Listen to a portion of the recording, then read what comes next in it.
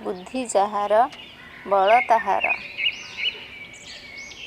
ଥରେ ଗୋଟିଏ ସୁନ୍ଦର କୁକୁଡ଼ା ଚରୁଥିବା ବେଳେ ଦିନେ ବିଲୁଆଟିଏ ପଛପଟୁ ଆସି ତାର ତଣ୍ଟିକୁ ମାଡ଼ି ବସି ନେଇଗଲା।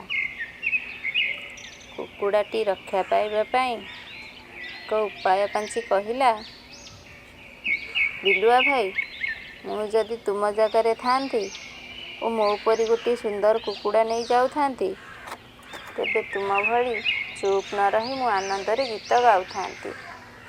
ଏହା ଶୁଣି କୁକୁଡ଼ାର ଚାଲାକି ବିଲୁଆ ହଠାତ୍ ବୁଝିପାରିଲା ନାହିଁ।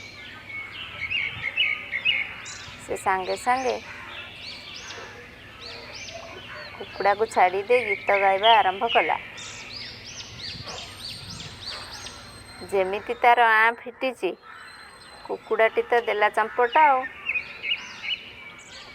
ବିଲୁଆଟି ବିଚାରା ଗୀତ ବୋଲିବା ବନ୍ଦ କରି କାନମୁଣ୍ଡା ଆଉଁସି ରହିଲା। ବିପଦ ବେଳେ ବୁଦ୍ଧି ବାହାର କଲେ ସହଜରେ ରକ୍ଷା ମିଳେ।